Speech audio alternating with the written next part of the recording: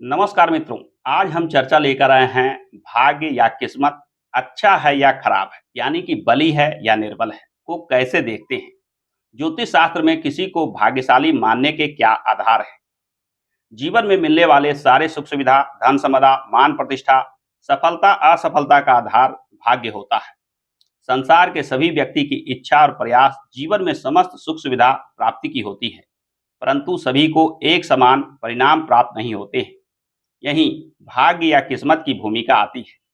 आपके जीवन में क्या प्राप्त होगा और क्या प्राप्त नहीं होगा, यह पूरी तरह से भाग्य पर निर्भर करता है। आज के इस वीडियो में हम जानेंगे भाग्य या किस्मत को जानने का क्या सूत्र होते हैं, यानी ज्योतिष शास्त्र में किन चीजों को देखकर हम जान सकते हैं कि आप भाग्यशाली हैं या भाग्य का सहयोग आपके जीवन में कम प्राप्त हो रहा है। भाग्य को जानने के लिए ज्योतिष शास्त्र में इन 5 तथ्यों को महत्व दिया गया है, जिसमें सबसे पहले हम जानेंगे कि कुंडली में कौन सा भाव भाग्य का है, यानी भाग्य भाव किसे कहते हैं, भाग्य या किस्मत किस भाव से देखते हैं। दूसरा, भाग्य का भाव कितना अच्छा या खराब है वो कैसे देखें, यानी भाग्य का जो भाव बन रहा है वह अच्छा है, खराब है, कितना क्या प्रभाव देगा, आदि सारी बातों को जानेंगे। इसके बाद हम जानेंगे कि भाग्य भाव का स्वामी ग्रह कैसा है। आज के इस वीडियो में हम जानेंगे प्रत्येक लग्न वालों के लिए कौन से ग्रह बनते हैं भाग्य भाव के स्वामी, और कुंडली में उनकी अच्छी और बुरी स्थिति कैसे देखते हैं। चौथे पॉइंट में हम जानेंगे कि कब बनता है प्रबल भाग्य का योग या दुर्भाग्य का योग। प्रबल भाग्य योग बनने में भाग्य स्थान, भाग्य भाव और भाग्य के स्वामी का क्या भूमिका होता है, और कब यह दुर्भाग्य योग में बदल जाता है। और अंत में जानेंगे कि यदि भाग्य भाव या भाग्य भाव के स्वामी निर्बल हो रहे हो, अशुभ हो रहे हो, जीवन में भाग्य या किस्मत का सहयोग नहीं मिल रहा है, तो उसके उपाय और समाधान क्या हो सकते हैं। तो आइए बिना किसी विलंब के वीडियो को प्रारंभ करते हैं। मित्रों, किसी भी जन्म पत्रिका में यहाँ इस स्थान को लग्न भाव कहते हैं। यहाँ जो भी अंक आता है उसी के आधार पे समस्त भाव में अंक निर्धारित होते हैं। यह अंक राशि के संकेत अंक होते हैं, यानी 1 नंबर से लेकर 12 नंबर मेष राशि से लेकर मीन राशि तक। यह राशि अंक जो लग्न में विराजित होते हैं उसे लग्न मानते हैं। जैसा कि मैंने यह चार्ट बना रखा है कि 1 नंबर और 8 नंबर यानी मेष और वृश्चिक राशि के स्वामी मंगल होते हैं। 2-7 यानी वृष तुला के स्वामी शुक्र। 3-6 यानी मिथुन और कन्या राशि के स्वामी बुध होते हैं। कर्क यानी 4 नंबर के चंद्रमा। 5 नंबर यानी सिंह राशि के सूर्य। 9-12 यानी धनु और मीन के गुरु। 10-11 यानी मकर और कुंभ राशि के स्वामी शनि होते हैं। तो यह लग्न में लिखे हुए अंक को देखकर आप जानें कि आपका जन्म किस लग्न में हुआ है। इसी लग्न के आधार पे सभी भाव में जो अंक आते हैं यह पूर्ण रूप से कुंडली को नियंत्रित करते हैं। कुंडली का जो नवम भाव होता है, यानी 9वां घर जो होता है, इसे भाग्य भाव कहते हैं। इस भाव का महत्व अत्यंत दिया गया है, यानी कि जन्म पत्रिका में सबसे महत्वपूर्ण भाव की बात की जाए तो उसे भाग्य भाव कहते हैं। नवम भाव ही एक ऐसा भाव होता है जो जीवन में मिलने वाले भाग्य के सहयोग को बताता है, यानी कितना जीवन में भाग्य का सहयोग मिलेगा, कितना नहीं मिलेगा, भाग्य में क्या बाधा लग रही है, इत्यादि सारी बातों का आकलन जन्म पत्रिका के 9वें घर से, यानी इस भाव से करते हैं। आप भी अपने कुंडली में देखें कि आपके 9वें घर में कौन सी राशि विराजमान है। आइए अब हम जानते हैं भाग्य भाव कितना अच्छा है, कितना खराब है, इसको कैसे देखते हैं। भाग्य भाव जो भाव बनता है, इस भाव में यदि शुभ ग्रह विराजमान हो, जैसे चंद्रमा, शुक्र, बृहस्पति इत्यादि जैसे ग्रह यहाँ विराजित होते हैं, तो भाग्य भाव अच्छा है ऐसा माना जाता है। यानी भाग्य भाव में शुभ ग्रह का विराजमान होना भाग्य भाव को अच्छा मानने का संकेत देता है।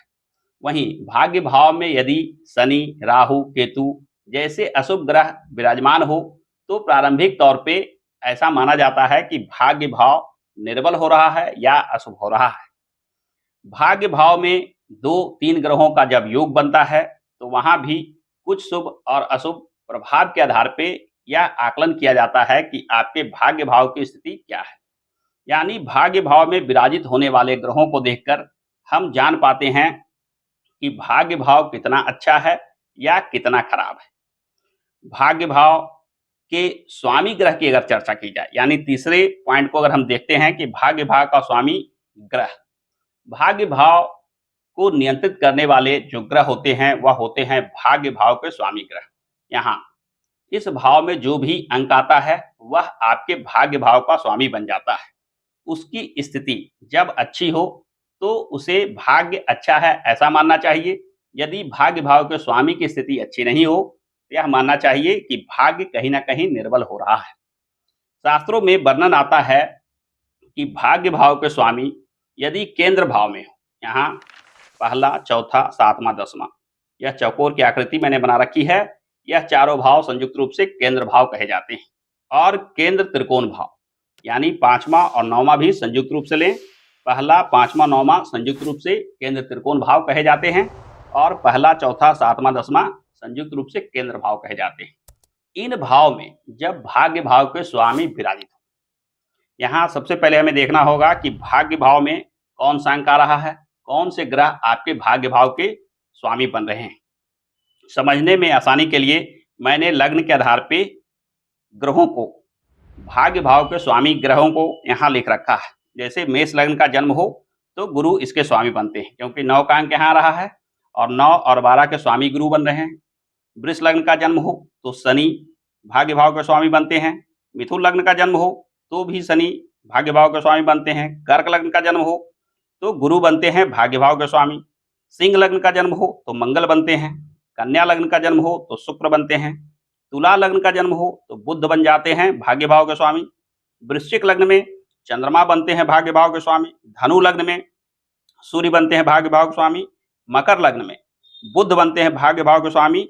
कुंभ लग्न में भी शुक्र बनते हैं भाग्य भाव के स्वामी और मीन लग्न वालों के लिए मंगल बनते हैं भाग्य भाव के स्वामी। यानी भाग्य भाव में जो भी राशि का अंक आता है उसके स्वामी ग्रह भाग्य भाव के स्वामी बनते हैं। सबसे पहले हमें यह देखना होगा कि भाग्य भाव के स्वामी जो ग्रह बन रहे हैं सूर्य से लेकर शनि पर्यंत तक, वो कहाँ विराजित है।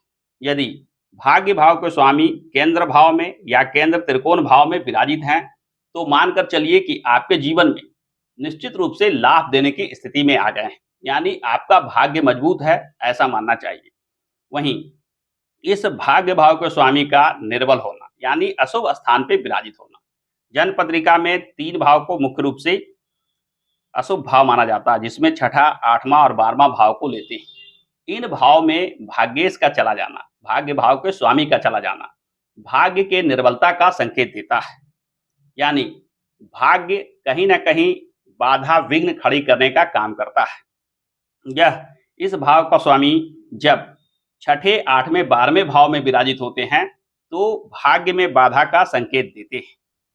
यानी सबसे पहले हमें यह जानना होगा कि भाग्य भाव के स्वामी किस स्थान पे विराजित हैं। स्थान या भाव के आधार पे भाग्य भाव के स्वामी जब केंद्र भाव में, इन चारों भाव में, केंद्र त्रिकोण भाव में विराजित हैं तो मजबूत भाग्य का संकेत देते हैं। वहीं छठे, 8वें, 12वें भाव में गए हैं भाग्य भाव के स्वामी कहीं ना कहीं अशुभता का संकेत देते हैं, यानी भाग्य के निर्बलता का संकेत देते हैं। भाग्य भाव का यह स्वामी जब जन्म पत्रिका में किसी खास भाव में विराजित होते हैं तो खास प्रकार के प्रभाव देते हैं। इसकी चर्चा मैं आगे करूंगा। सबसे पहले हम जानते हैं कि जन्म पत्रिका में जो भाग्य भाव के स्वामी होते हैं वह कब विशेष बली बनकर, विशेष योगकारी बनकर जन्म पत्रिका में प्रबल भाग्य का योग बनाते हैं। जैसा कि आप इस चार्ट में देख रहे हैं कि हर राशि के एक स्वामी फिक्स होते हैं। तो यदि भाग्य भाव के स्वामी अपने राशि में विराजित हो या अपने उच्च राशि में विराजित हो, साथ ही साथ यह केंद्र भाव में आ जाए या केंद्र त्रिकोण भाव में आ जाए, तो मानकर चलिए कि आपके पत्रिका में बन रहा है प्रबल भाग्य का योग। उदाहरण के लिए अगर मेष लग्न की चर्चा करते हैं तो मेष लग्न में गुरु बनते हैं भाग्य भाव के स्वामी। गुरु धनु और मीन राशि के स्वामी होते हैं, यानी 9 नंबर या 12 नंबर के गुरु जब बैठें तो यह प्रबल भाग्य का संकेत देता है। यही गुरु जब केंद्र में या केंद्र त्रिकोण में, यहाँ मेष लग्न वालों के लिए भाग्य भाव में ही भाग्य भाव के स्वामी गुरु जब विराजित हो जाते हैं तो प्रबल भाग्य का योग बनता है। यानी मेष लग्न वालों के कुंडली में भाग्य या प्रबल भाग्य का योग तब बनता है जब गुरु स्वयं भाग्य भाव में विराजित हो। यह भाव भाव की दृष्टि से भी शुभ होता है एवं केंद्र त्रिकोण में आने की वजह से अत्यंत शुभ भाव माना जाता है। साथ ही साथ जब गुरु अपने स्वराशि के विराजित होते हैं तो विशेष योगकारी बन जाते हैं। गुरु कर्क राशि में उच्च राशि के होते हैं, यानी जब गुरु यहाँ विराजित हो जाएं तो भी जीवन में प्रबल भाग्य का योग बनता है। वृष राशि की बात की जाए तो वृष राशि वालों के लिए शनि बनते हैं भाग्य भाव के स्वामी। यह शनि जब यहाँ इस स्थान पे विराजित हो, 10 नंबर और 11 नंबर के स्वामी शनि होते हैं, स्वगृही के होकर दशम भाव में विराजित हों तो प्रबल भाग्य का योग बनता है। यह शनि तुला राशि में उच्च राशि के माने जाते हैं, यानी 7 नंबर यहाँ भी विराजित हों तो भी प्रबल भाग्य का योग बनता है। मिथुन लग्न की चर्चा की जाए तो मिथुन लग्न वालों के लिए भी शनि बनते हैं प्रबल भाग्य का संकेत देने वाले ग्रह, भाग्य के स्वामी ग्रह। यह शनि जब स्वगृही के यानी 10 नंबर या 11 नंबर के शनि जन्म पत्रिका के केंद्र भाव में या केंद्र त्रिकोण भाव में कहीं विराजित हो तो अत्यंत शुभ फल देने की स्थिति में आ जाते हैं। यह शनि जब अपने उच्च राशि में यानी तुला राशि के होकर भी इन भाव में विराजित हो तो प्रबल भाग्य का योग बनता है। इसी प्रकार से कर्क राशि की बात की जाए तो कर्क राशि में गुरु बनते हैं। गुरु धनु या मीन राशि के या कर्क राशि के विराजित हो और केंद्र त्रिकोण में हो तो प्रबल भाग्य का योग बनता है। सिंह राशि वालों के लिए मंगल बनते हैं। मेष वृश्चिक में मंगल स्वराशि के होते हैं और मकर लग्न में मकर राशि में उच्च राशि के माने जाते हैं, यानी 1 नंबर 8 नंबर और 10 नंबर के मंगल जन्म पत्रिका के केंद्र या केंद्र त्रिकोण भाव में विराजित हों। सिंह लग्न वालों के लिए यह प्रबल भाग्य का योग बनाता है। कन्या लग्न वालों की बात की जाए तो कन्या लग्न वालों के कुंडली में शुक्र बनते हैं भाग्य भाव के स्वामी, यानी शुक्र वृष तुला यानी 2 नंबर और 7 नंबर के विराजित हों या अपने उच्च राशि मीन राशि यानी 12 नंबर के विराजित हों। इन स्थिति में होकर जब जन्म पत्रिका के शुभ स्थानों पे शुक्र विराजित हो जाते हैं तो प्रबल भाग्य का योग बनाते हैं। इसी प्रकार से सभी ग्रहों का जो भी ग्रह भाग्य भाव के स्वामी बन रहे हैं उनका स्वराशि का या उच्च राशि का होकर केंद्र के किसी भाव में केंद्र त्रिकोण भाव में विराजित होना प्रबल भाग्य का योग बनाता है। ठीक इसके अपोजिट स्थिति को देखा जाए, यानी भाग्य भाव के स्वामी जो ग्रह बन रहे हैं वे जब नीच राशि के हों, शास्त्रों में ग्रहों को कुछ खास राशियों में नीच राशि का माना जाता है। जैसे यहाँ मेष लग्न वालों में गुरु जो भाग्य भाव के स्वामी बनते हैं वह कर्क राशि में जहाँ उच्च के होते हैं वहीं मकर राशि में नीच राशि के हो जाते हैं। शनि जहाँ तुला राशि में उच्च के होते हैं वहीं मेष राशि में नीच राशि के माने जाते हैं। गुरु कर्क में उच्च और मकर में नीच। मंगल जो है कर्क राशि में नीच राशि के माने जाते हैं। जहाँ मकर राशि में यह मंगल उच्च के माने जाते हैं वहीं कर्क राशि में नीच के माने जाते हैं। शुक्र मीन राशि में उच्च के माने जाते हैं और कन्या राशि में नीच राशि के माने जाते हैं। बुध कन्या राशि में उच्च के और मीन राशि में नीच राशि के माने जाते हैं। चंद्रमा की नीच राशि की बात की जाए तो वृश्चिक राशि चंद्रमा की नीच राशि होती है और सूर्य तुला राशि में नीच राशि के माने जाते हैं। बुध मीन राशि में, शुक्र कन्या राशि में नीच राशि के माने जाते हैं और मंगल के बारे में बताया ही यह कर्क राशि में नीच राशि के माने जाते हैं। यानी सूर्य से लेकर शनि पर्यंत तक कोई भी ग्रह जब अपने नीच राशि का होकर अशुभ स्थान पे यानी छठे 8वें 12वें भाव में विराजित हो जाएं या ऐसे भी नीच राशि का होकर कहीं भी विराजित हो तो भाग्य के कमजोर होने का संकेत देता है।